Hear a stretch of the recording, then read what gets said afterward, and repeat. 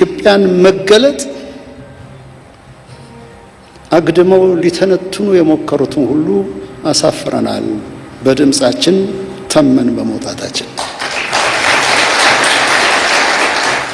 ይህ ንግግር ምን ማለት እንደሆነ እንኳን አጨብጫቢው ተናጋሪውም የገባቸው አይመስልም። የኢትዮጵያን መገለጥ አግድመው ሊተነትኑ የሞከሩትን ሁሉ አሳፍረናል ይሉት አማርኛ መገለጥን አደረገ፣ መከናወን ሆነለት፣ ወዘተ የሚሉትን የኢቫንጀሊካል አለቆቻቸውን ቃላት በመጠቀም ጌቶችን ለማስደሰት ተብሎ የተነገረ ካልሆነ በቀር እንዲህ ያለው አባባል ምን ትርጉም እንዳለው አይታወቅም። ታዬ ለአብዮታዊ ዲሞክራሲም ሆነ ለሶሻሊስታዊ አብዮት ለኢህድንም ሆነ ለኢሃፓ የሚሆኑ ቃላት እንደማያጡት ሁሉ ለብልጽግና ወንጌልም የሚሆኑ አባባሎች እንደ ዘመኑ ማውጣት ችለውበታል።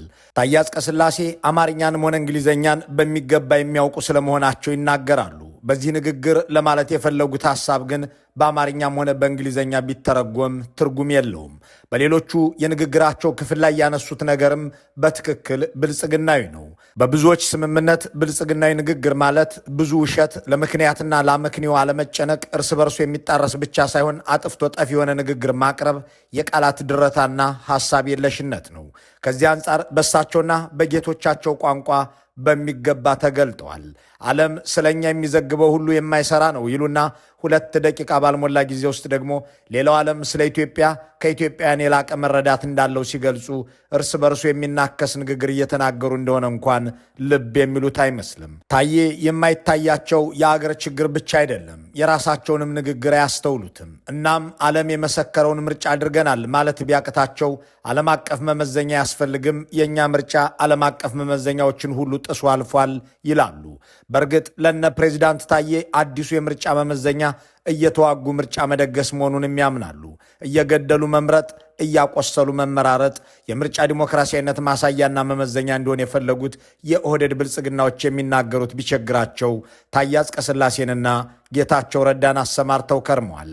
አንዳች የሚያኩራራ ከሰውን ፊት የሚያቀርብ ነገር ቢሆን ኖሮ ቀድመው ድል የመሰላቸውን ነገር ለመናገር ከሚወዱት ካሜራ ፊት የሚከሰቱት ጠቅላይ ሚኒስትሩ ነበሩ። ይሁን እንጂ ይህንን አሸማቃቂ ድግስ የግንቦት 14ቱን ደም አፋሳሽ ውሎ በበጎ ቃላት እንዲያሽሞነሙኑ የተመደቡት ታዬና ጌታቸው ሆነዋል። ኦህዴዶች ጋዜጠኛ ስረውና የውጭ ዘጋቢዎችን አባረው በተፈናቃይ ካምፑስ ጭምር ምርጫ ይሉትን ድግስ የደገሱበትን፣ በርካቶችን ሲገሉና ሲጋደሉ የዋሉበትን ሁኔታ የሚያስረዱበት መከራከሪያ የሚናገሩበት ድፍረት እንደሌላቸው ካወቁ በኋላ ጌታቸው ረዳን መድበዋል። የጠቅላይ ሚኒስትሩ አማካሪም የአሳማውን ከንፈር በብዙ ሊፕስቲክ ለመቀባባት ሞክረዋል። እናም ነገሩን ጆሮ ገብ አድርገው የተናገሩላቸውን የጌታቸውን ቃል ተጠቅመው ሌሎቹም ባለስልጣናት ተከታትለው እየተናገሩ ነው። ታዬ አጽቀሥላሴ ከእነዚህ አንዱ ናቸው። አትግደሉ፣ አትዋሹ፣ አትዋጉም ያሏቸውን ታዬ ደንዳን ከርቸሌ ያወረዱት የኦህዴድ ሰዎች ምርጫስ ማለት እየተዋጋህ የምታደርገው ነው ብለው የሚናገሩትን ታዬ አጽቀሥላሴን መድበዋል። መላ አማራ የጎንደርን ያህል አልተወከለም፣ ሚስትም ፕሬዚዳንትም ቀዳማዊትም እመቤትም ርዕሰ ብሔርም እኛ ነን እያሉ እንደሚቀልዱ የሚነገርላቸው ታዬ ምርጫንም አደረግናት ብለዋል። እንዳም ሆኖ ያካሄዱት ምርጫ እሳቸውን የመጨረሻው የይስሙላ ፕሬዚዳንት አድርጎ ለአብይ አህመድ ፕሬዚዳንታዊ ስርዓትን ሸልሞ የመጠናቀቅ ግብ ያለው መሆኑ የገባቸው አይመስልም። በዚህ ዝግጅት የምናነሳው ነገር በሁለቱ ሹሞች ሊቆነጃጅ የሞከረውን ነጥብ ነው። በተለይ ጌታቸው ረዳ በዚህ ሰሞን ለብልጽግና የዋሉት ውለታ ከዓመታት በፊት የፈጸሙባቸውን በደል የሚክስ ይመስላል። ነባሮቹ የኦህዴድ ባሪያዎች እነ በለጠ ሞላ፣ እነ ዳንኤል ክብረት፣ እነ ዛዲግ አብርሃ ዝም ባሉበት ጌታቸው አንድ ቃል ወርውረው ለአለቆቻቸው የፕሮፓጋንዳ መስመር ዘርግተዋል። ያ ምንድነው የሚለውን እናብራረዋለን። እየተተኮሰብን ዋልን የሚሉት የቀድሞው ኢሃፓ፣ የቀድሞው ኢሰፓ፣ የቀድሞው ፎረም 84፣ የቀድሞው ብአዴን፣ የቀድሞው ህወሓት ኢህአዴግ፣ የአሁኑ ኦህዴድ ብልጽግና ታዬ አጽቀሥላሴ የጌታቸውን እንግሊዘኛ በአማርኛ አስተጋብተውታል። እንዳም ሆኖ ጌቶቻቸውን ለማስደሰት ሲሉ በንግግራቸው ላይ ጌታቸው ካስቀመጡት ቅርጽም ወጥተው ነገሩን ለጥጠውታል። አሜሪካም አውሮፓም ፍሪደም ሃውስም እነ ቪዲኤምም ዲሞክራሲያዊ ምርጫን አያውቋትም ማለት የቀራቸው ታዬ የራሳችንን መመዘኛ አለን ብለው ከተጠየቁት በላይ ዘለዋል። ከታዘዙት በላይ መንከባለል፣ ከተባሉት በላይም በልጦ መዝለል የታዬ የ50 ዓመት የፖለቲካ ጠባይ ነው። መገለጫውን ይዘው ሰሞኑን ተገልጠዋልና እሱን እንመለከተዋለን። ሰላማዊ፣ ነፃ፣ ፍትሃዊ እና ተአማኒ ምርጫ ማካሄድ በዘመናዊ የመንግስት ስርዓት ግንባታ ቁልፍ ጉዳይ ነው። አቶ ታዬ ልክ ናቸው። ሰላማዊ ፍትሐዊና ተአማኒ ምርጫ ማካሄድ በዘመናዊ መንግስት ግንባታ ቁልፍ ጉዳይ ነው ያሉት ነገር ዓለም አቀፋዊ ስምምነት ያለው የዲሞክራሲያዊ ምርጫ ውጤት ሳይሆን ሂደት ማሳያ ነው። አንዲት ሀገር የምታካሄደው ምርጫ ሰላማዊ መሆን አለበት ሲባል ምን ሲሆን ነው? ፍትሐዊና ተአማኒስ ነው የሚባለው መቼ ነው የሚለውን ለመበየን ኢትዮጵያ አባል የሆነችበትን ኢንተር ፓርላሜንታሪ ዩኒየን የተባበሩት መንግስታት የሰብአዊ መብቶች ከፍተኛ ኮሚሽነር ቢሮና የልማት ፕሮግራም ሰነዶችን አገላብጠን ምላሽ እናገኛለን። አንዲት ሀገር የምታካሄደው ምርጫ ሰላማዊ ፍትሐዊና ተአማኒ ነው የሚባለው የተወሰኑ ዓለም አቀፍ መስፈርቶችና መርሆች በተግባር ሲተረጎሙ ነው። እነዚህ ሶስት ጽንሰ ሐሳቦች እርስ በርስ የተሳሰሩ ቢሆንም እያንዳንዳቸው የራሳቸው የሆነ ትርጉምና መገለጫ አላቸው። በአንዲት ሀገር ውስጥ ያለ ምርጫ ሰላማዊ ነበር የሚባለው ምርጫው ከመድረሱ በፊት፣ በምርጫው ዕለትና ከምርጫው በኋላ ምንም አይነት አካላዊም ሆነ ስነ ልቦናዊ ጥቃትና ሁከት ሳይኖር ሲቀር ነው። መራጮች፣ እጩዎችና ጋዜጠኞች ያለምንም ፍርሃት፣ ዛቻና ማስፈራሪያ በነጻነት መንቀሳቀስ ሲችሉ፣ በፖለቲካ ፓርቲዎች ደጋፊዎች መካከልም ሆነ በጸጥታ ኃይሎችና በህዝቡ መካከል ምንም አይነት ደም መፋሰስና ሁከት ሳይፈጠር የሐሳብ ክርክር ብቻ ሲደረግ በዚያች ሀገር ምርጫ ሰላማዊ ነበር ሊባል ይችላል። ይህ ምርጫ ከሰላማዊነት አንጻር ሲመዘን የሚኖረው ትርጓሜ ነው። ስለ ፍትሐዊነትና ተአማኒነት አቶ ታዬ ያነሷቸውን ነገሮች እንለፋቸው። ፕሬዚዳንቱ እንዳሉት የምርጫ ሰላማዊነት ለዘመናዊ መንግስት ግንባታ ቁልፍ ጉዳይ ከሆነ የአብይ አህመድ ምርጫ ድግስ የተካሄደበት ግንቦት 14 እንዴት ዋለ የሚለውን እንጠይቅ። ታዬ አልደባበቁትም፣ እየተተኮሰብን ዋልን ብለዋል። እየተዛተባቸው እየተተኮሰባቸው እየመረጡ አስመራጩንም ጠብቀው የዘለቁ እኒህ ኢትዮጵያውያን ምንኛ ትጉና ብርቱ ናቸው። በዚህ ንግግራቸው እንዳመኑት የምርጫው ዕለት መራጩም አስመራጩም ምርጫ ቦርዱም ሲተኮስበት ውሏል። አንድን ምርጫ የሚያደርገው ሰላማዊ መሆኑ ነው ከተባለ በነታየና አብይ ምርጫ ድግስ ዕለት ደግሞ መታኮስ ከነበረ ያ ምርጫ አይደለም ማለት ነው፣ ጦር ሜዳ እንጂ። ይህንን የታየን ንግግር በሚገባ የሚያሳየን በዓለም አቀፍ ደረጃ የግጭት ቀጣናዎችን በመተንተን የሚታወቀው አክሊድ የተሰኘው ድርጅት ነው። በዚህ በምስሉ ላይ ሰማያዊ ምልክቶች ተደርጎበት የሚታየው በአማራ ክልል የምርጫው ድግስ ዕለት ጦርነት የተካሄደባቸውን አካባቢዎች ነው። ይሄኛው ምስል ደግሞ በኦሮሚያ በተመሳሳይ ምርጫ የተባለው ጨዋታ ሲካሄድ የሰው ነፍስ የቀጠፈ ጦርነት የተካሄደባቸውን ቦታዎች የሚያመለክት ነው። አቶ ታዬ ሰላም ለምርጫ ቁልፍ ነገር ከሆነ ባሳለፍነው ግንቦት 14 ያደረግነው ምርጫ ለምርጫነት አይበቃም እያሉ መሆን አለበት። ይህንን ሁኔታ አስቀድሞ የተገነዘበው ዓለም አቀፉ ሚዲያ አንድን ሰው ለማንገስ የሚደረግ ውሎ አብይ አህመድ እንደሚያሸንፉ የማያጠራጥርበት፣ ኢትዮጵያ አደጋ ላይ የወደቀችበት ሻም ወይም የይስሙላ ምርጫ እያለ ሲዘግበው ከርሟል። ቅድም ሰላም ለምርጫ ቁልፍ ጉዳይ ነው ሲሉን የነበሩት አቶ ታዬ ግን ይህንኑ ሲዘግቡ የከረሙትን ሚዲያዎች ያብጠለጥሏቸዋል። ለኛ ምርጫ ኢትዮጵያ የምትደላደልበት ሰላማችን የሚጸናበት እንጂ አንዳንድ የዓለም አቀፍ ሚዲያዎች እንደነገሩን ንትርክን ለመጫር አይደለም፣ ግጭትን ለማባባስ አይደለም በሚሊዮኖች የተሰለፍ ነው። እንዲህ ሳይታክቱ የሚነግሩን ሁሉ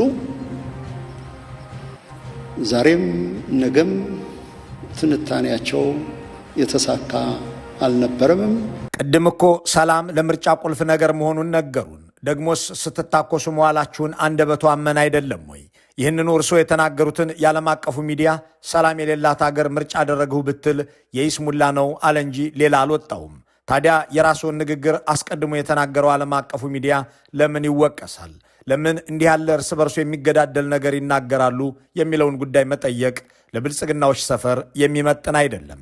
የውጭው ዓለም ስለ ኢትዮጵያ የሚሰራው ትንታኔ ትናንትም አልሰራም፣ ነገም አይሰራም፣ ዛሬም አልሰራም የሚሉት ታዬ እንደገና 2 ደቂቃ ሳይቆዩ ኢትዮጵያውያን ስለ ራሳችን የተሳሳተ ድምዳሜ ያለን፣ ሌላው ዓለም ግን የበለጠ ስለ ኢትዮጵያ መረዳት አለው ይላሉ።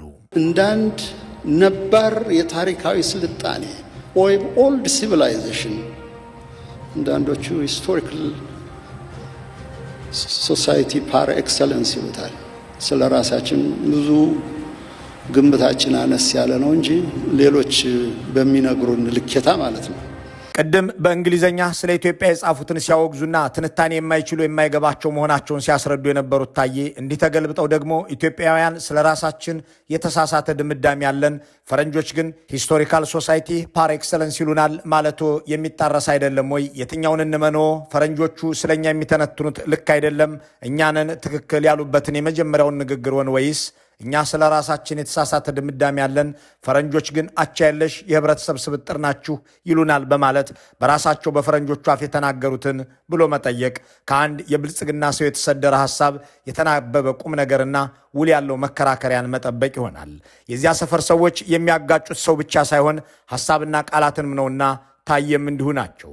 ከዚህ ቀጥሎ ነው እንግዲህ ግርም የሚል ሐሳብ የሚያነሱት። አቶ ታዬ ከፈረንጆች ጋር በተለይም ከዲሞክራሲው ዓለም ሰዎች ጋር በስራቸው ምክንያት አብረው የኖሩ ሰው ናቸው።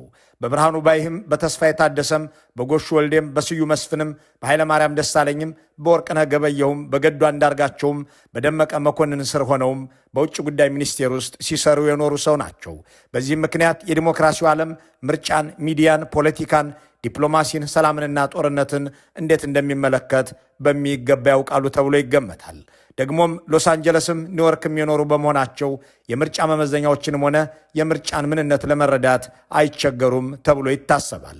ይሄኛው ሐቅ በአንድ በኩል የኦህዴድ ተላላኪነታቸው በሌላ በኩል እየተምታቱ ያስቸገሯቸው የሚመስሉት ፕሬዚዳንት ታዬ የዓለም አቀፍ የምርጫ መመዘኛዎችም ሆኑ የምርጫ ትርጓሜን የማያሟላ ድግስ እንደተከናወነ የገባቸው ይመስል እንደውም እኛ የራሳችንን የምርጫ መመዘኛ እንከተላለን ብለው አረፉት። እርግጥ ነው የምርጫ ስኬታማነት የዲሞክራሲ ስርዓት ግንባታ አንዱ መለኪያ ቢሆንም ኢትዮጵያ እንዳንድ ነባር የታሪካዊ ስልጣኔ ወይም ኦልድ ሲቪላይዜሽን ልዩ የሆኑ ኢትዮጵያዊ መለኪያዎች እንዳሉን ማወቅም ተገቢ ነው። በራሳቸው ባህል በራሳቸው ስሪት ሳይሆን ሌሎች በጻፉት ነው አገራት የሚመዘኑት። ስለዚህ መመዘኛዎችን ጥሰን አልፈናል። መመዘኛዎችን ጥሰን አልፈናል ማለት ምንድን ነው? ኢትዮጵያ ስለ ምርጫ የራሳችን መመዘኛ አለን የሚሉት የአብይ አህመድ ፕሬዚዳንት እነዚህ መመዘኛዎቻችሁ ምንድን ናቸው? ዓለም ከተስማማበትና ከተገበረው የዲሞክራሲያዊ ምርጫ መስፈርት ውጪ ምን አሳያችሁ፣ ምን አላችሁ ቢባሉ የሚመልሱት ያላችሁ አይመስልም። በእርግጥ በብልጽግና ዓለም የምርጫ መመዘኛዎቹ በ2013ም በ2018ም ታይተው የተረጋገጡ ነገሮች ናቸው። ጦርነት እያካሄዱ መደገስ፣ የውጭ አገር ጋዜጠኛን ከአገር እያባረሩ የአገር ውስጦችን እያሰሩ ተፈናቃይን ሳይቀር በካምፕ ውስጥ ምረጥ እያሉ መጨከን የነታየን ምርጫ ከዓለም አቀፍ መመዘኛዎች ለየት ብሎ ሲታይ መገለጫው ይሄው ነው። ፕሬዚዳንቱ ይቀጥሉና ፈገግ የሚያሰኝ መመዘኛ ወይም መስፈርት ያስቀምጣሉ። የኢትዮጵያን ይለያል ያሉበትን የኢትዮጵያ ምርጫ አሉ። ከሌሎች የዲሞክራሲ ምርጫዎች የሚለየው የምርጫው ዕለት ሰዎች ስለሚጠያየቁ ነው ይሉና የቤተ ዘመድ መተያያ መድረክ በመሆኑ የራሱ መስፈርት ነው ይላሉ። እናቶች፣ አባቶች፣ አዛውንቶች፣ ወጣቶች ምርጫ ላይ ሲሰለፉ እኔ ባየሁት ልኬታ እናንተም በመሰከራችሁት ድምፅ ለመጣል ብቻም ሳይሆን እርስ በርስ ለመነጋገርም ለመወያየትም ለመጠያየቅም ይህን ባህል የትም ቦታ አታዩትም። ይህ ትልቅ ተሰጦና እሴት ነው። የምርጫ ዕለት እርስ በርስ የሚነጋገር ወጣትና አዛውንት የሚጠያየቅም ሰው የትም ዓለም የለም የሚሉት አቶ ታዬ አጽቀሥላሴ ይህም የብልጽግናን ምርጫ ልዩ የሚያደርግ መመዘኛ መሆኑን ገልጸዋል። እንዲህ ያለ አቅመቢስ ንግግር ከፕሬዚዳንት አንደበት ይቅርና ከአንድ ተርታ ሰው ቢሰማ ግራ ያጋባል፣ ይጎረብጣል። የምርጫ ዕለት ሌላው ዓለም ተኮራርፎ ነው ወይ የሚውለው? ሌላው ዓለም ላይ የምርጫ ዕለት ወጣትና አዛውንት ሲደባደብ ያሳልፋልን? ይህ ምን የሚሉት የተራ ካድሬ ንግግር እንኳን የማይመጥን ቃል ነው ብሎ መጠየቅ እንዲህ ያለው ነገር ከብልጽግና ሰዎች የሚጠበቅ ነውና እርማት አያስፈልገውም። እንዳም ሆኖ አቶ ታዬ ተገርመው ያዩትና ተመስጠው በስሜትም ተሞልተው የሚናገሩት የትም ዓለም የሌለ መመዘኛ ነው ያሉለት የምርጫው ዕለት ያለው የወጣቶችና አዛውንቶች እርስ በርስ መነጋገርና መጠያየቅ ነው። በቃ የአቶ ታዬ ምርጫ ልዩ ነገሩ ይሄው ነው። ከዚያም ይቀጥላሉ። ፋይዳ መታወቂያ ሁሉን ነገር ይዟል፣ ምርጫ ካርድ ካላወጣህም ምርጫ ካልመረጥክም ትታሰራለህ እያሉ በቀበሌ ካድሬ እያስፈራሩ ያስወጡትን የከተማ ነዋሪ ደግሞ አያሌዎች ወጥተዋል ይሉና ምክንያት ብለው የሚያቀርቡት ጉዳይ ይቀጥላሉ። ኢትዮጵያውያን የተመዘገብነውንም የመረጥነውም አገራችንን ስለምንወድ ብቻ ክቡርነት ሆይ አገራችሁን መውደዳችሁን የምትገልጹት የአገሪቱን ወጣትና ሀብት በጦርነት በመጨረስ ነውን? ልማት በማቆም ነውን? አገር እንደምትወዱ የምታሳዩት ጦርነት እየተካሄደ ለአንድ ንጉሥ ወንበር ሲባል የቢሊዮን ብሮች ምርጫ ድግስ ማብላት ነውን? አገራችሁን የምትወዱት ህዝቡን በሃይማኖቱ በብሔሩ እየገደላችሁና እያፈናቀላችሁ ዩኒሴፍና ዩኤንኤችሲአር በድንኳን ባስቀመጧቸው ተፈናቃዮች ካምፕ ውስጥ የምርጫ ማካሄጃ ድንኳን በማቆም ነውን? በ10 ቢሊዮን ዶላር እዋጋለሁ፣ በመቶ ሺዎች እንተላለቃለን፣ 20 ዓመት ውጊያን ማስቀጠል እችላለሁ የሚሉ ጠቅላይ ሚኒስትር እየመሯችሁ ነውን? አገራችሁን የምትወዱ ከሆነ እስኪ ከሴራና ከጦርነት ወጥታችሁ ለሰላማዊ ድርድሮች ፈቃደኛ ሁኑ የሚለውን ጥያቄ ማንሳት በእነዚህ ሰዎች እንጀራ ላይ መምጣት ነው። እዚህኛው የታየ ንግግር ላይ ግን ጌታቸው ረዳ ቅርጽ የሰጧት መልከጥፉን በስም ይደግፉ እንዲሉ የብልጽግናን የግንቦት 14 የጦርነት ውሎ ለማዋደድ በፈረንጅ ፊት ይዘዋት የቀረቧትና የአገዛዙ ጎበዛዝት ያስተጋቧት ነገር ትመጣለች። በዚያን ዕለት ህዝብ ወጥቶ መርጧል። የመረጠውም ለሰላም ያለውን ድጋፍና ለጦርነት ያለውን ተቃውሞ ለማሳየት ነው የሚለውን ንግግር ጌታቸው ረዳ አስተካክለው ወይም ፍሬም አድርገው በእንግሊዝኛ ካቀረቡላቸው በኋላ የኦህዴድ ብልጽግናዎች ለካ እንዲህም ማለት እንችላለን ያሉ ይመስል ታየልከው ደግመውታል። This particular election, as far as I'm concerned, is not so much a test of how popular he is as how much people are disgruntled. እኔ እስከማውቀው ድረስ ይህ ልዩ ምርጫ ጠቅላይ ሚኒስትሩ ምን ያህል ተወዳጅ እንደሆነ የሚለካበት ብቻ ሳይሆን ህዝቡ በየቦታው ባለው አነስተኛ ግጭትና አመፅ ምን ያህል እንደተበሳጨና እንደተሰላቸ ለማሳየት የተጠቀመበት ነው። ጅማና አዲስ አበባ ነበርኩ። ሰዎች በብዛት እየወጡ ድምፅ ሲሰጡ አይቻለሁ። በአንዳንድ አካባቢዎች ያሉ ተቃዋሚ ኃይሎች የጦር መሳሪያዎችና ፈንጂዎችን ጭምር በመጠቀም ድምፅ የመስጠቱን ሂደት ለማስቆም ሲሞክሩ አውቃለሁ። ነገር ግን ሰዎች እነዚያን መሰል ሙከራዎች በቆራጥነት ተቋቁመው ድምፃቸውን ሰጥተዋል። ህዝቡ በአሁኑ ወቅት በአንዳንድ የሀገሪቱ ክፍሎች እየተስፋፋ ባለው አመፅና ሁከት ላይ ያለውን ከፍተኛ ጥላቻና ተቃውሞ ለማሳየት ድምፅ ሰጥቷል ብዬ ነው የማምነው። ስለሆነም ይህ ምርጫ የጠቅላይ ሚኒስትሩን ፖሊሲዎች የመደገፍ ሂደት እንደነበረው ሁሉ በተመሳሳይ ሁኔታ አመፅንና ሁከትን የመቃወም ሂደትም ጭምር ነበር። And I have reason to believe that as much as there are millions of people who support the Prime Minister and his policies, የኦህዴድ ሹማምንት እንዲህ ያለ ንግግር የሚያደርግ ሰው ሲያገኙ በእርግጥም ጥሩ አማካሪ ቀጥረናል ማለታቸው አይቀርም። የአገሪቱ ጠቅላይ ሚኒስትር ሰላም ወዳድ፣ ሌላው ግን ሰላም ጠል እንደሆነ የሚያስረዱትን የጌታቸውን ንግግር የሚሰሙት የአገዛዙ ሹማምንት በአልጀዚራ አቅመቢስና የጄኖሳይድ መሪ ያልከንን እስከ 2015 በዓለምና በኢትዮጵያን ፊት ያዋረድከንን እየካስከን ነው ብለው በአቶ ጌታቸው ሊደሳሰቱ ይችላሉ። ጌታቸው ህዝቡ ሰላምን መረጠ እያሉ ምስክር የሚጠሩት አብይ አህመድ ከአብይ አህመድ ጋር የተወዳደሩበትን ጅማና በሻሻ አዳነች አቤቤና መሰሎቻቸው ያሻቸውን የሚያደርጉበትን አዲስ አበባን ምሳሌ በማድረግ ነው። በእነዚህ ቦታዎች ምርጫ የተካሄደው ህዝቡ ጦርነትን ለመቃወም ስለቆረጠ ነው ባይ ናቸው። በትውልድ ቦታው ትክሪክ ከተማ የተሸነፈ ሳዳም ሁሴን ወይም በደማስቆ መራጭ የቸገረው አልአሳድ ታይቶ የሚያውቅ ይመስል በበሻሻና በጅማ የሚደረግን የአብይ አህመድን ምርጫ የሰላም መንገድን የመናፈቅ ምልክት አድርገው ይሰብኩበታል። እንዳም ሆኖ በመላ አገሪቱ ያሉት ግጭቶች የተወለዱትና የተስፋፉት በአብይ አህመድ ጦረኛ ፖሊሲ ምክንያት እንደሆነ ሲዘግብ ለከረመው የዓለም ሚዲያ ታጣቂዎችን እየፈጠሩና እያስታጠቁ እርስ በርስ እንደሚያገዳድሉ፣ ኖቤል በተሸለሙ ማግስት ሚሊዮን ገዳይ ጠቅላይ ሚኒስትር ወደ ውጊያ ስለመግባታቸው፣ በአገር ውስጥ ብቻ ሳይሆን ጎረቤት ሀገራትንም የሚተነኩሱ ስለመሆናቸው ሲመሰክር ቢያንስ 7 ዓመታትን ለዘለቀው የውጭው ዓለም ጌታቸው በተናገሩት ንግግር የሚሰበክ ሊሆን አይችልም። እሳቸው የፈረሙበትን የፕሪቶሪያን ስምምነት መቀደዱን በአደባባይ የሚናገሩ ጦረኛ መሆናቸውን በመጠቆም ህዝብ የሚያስርቡ የጦር ወንጀለኛ የሚላቸውን አለቃቸውን ሊያዋድዱ የቀረቡት ጌታቸው ረዳ የመግለጫቸው ሲሰማ እንደ ማንኛውም የኦህዴድ ብልጽግና ሹም የተለመደ ደግሞም ማሳመን የማይችል ንግግር ተብሎ የሚታለፍ ከመሆን አይዘልም። ይችን ንግግራቸውን ግን ኦህዴዶች እንደወደዱላቸው ማሳያው በታየ አንደበት ሲደግሙት ሲታይ ነው። ምርጫው ላይ የተሳተፉና ይህንን ድግስ የደገፉ ሰላም ወዳዶች ይህንን የይስሙላ ድግስ ደግሞ የስ እርባና የለውም ያሉትን የሰላም ጸሮች አድርገው ለመከፋፈል የሞከሩት ከጌታቸው የቲአርቲ ቃለ መጠይቅ በኋላ ነው። የተመዘገብነውም የመረጥነውም ለሰላም ያለንን ፍቅር እና ቀናይነት ለመግለጽ ነው። ስንመራረጥ የዋልነው ሰላምን ለመደገፍ ነው የሚሉት ብልጽግናዎች ዋናው ጸረ ሰላም ሰው አለቃቸውና ተላላኪዎቻቸው መሆናቸውን አይናገሩም። ይልቁንም ታዬ አጽቀሥላሴ የኢትዮጵያ ዕጣ ፈንታ በእጃችን ነው ብለን መረጥን ይላሉ። ግዴለም እርስዎ መሆኑ መሰለችው የፈጸማችሁት ነገር እርስዎን የመጨረሻው የኢፌዴሪ ፕሬዚዳንት የሚያደርግ ስርዓት ለማዋለድ ነው። ከዚህ በኋላ እንደ እርስዎ ያለ የይስሙላ ፕሬዚዳንት ይቀርና አብይ በሌላ ኮፍያ አገር መሪ የሚሆኑበት ፕሬዚዳንት አሰራር ይፈጠራል። ይህም ዕድሜ ከሰጣችሁና ከቀናችሁ በሚቀጥሉት 3 ዓመታት ውስጥ የምታከናውኑት ነው ብሎ እነታየን ማስታወስ ማስደንበር አይሆንም። ወደፊት ፕሬዚዳንት አብይ አህመድ ለቀድሞ ፕሬዚዳንት ታዬ አጽቀሥላሴ ሹመት ሰጧቸው የሚል ሌላ ዜናም ሊሰማ ይችላልና እነታዬ በዚህ አይሸበሩም። መልካሙን ሁሉ በመመኘት በዚሁ እንሰናበታለን።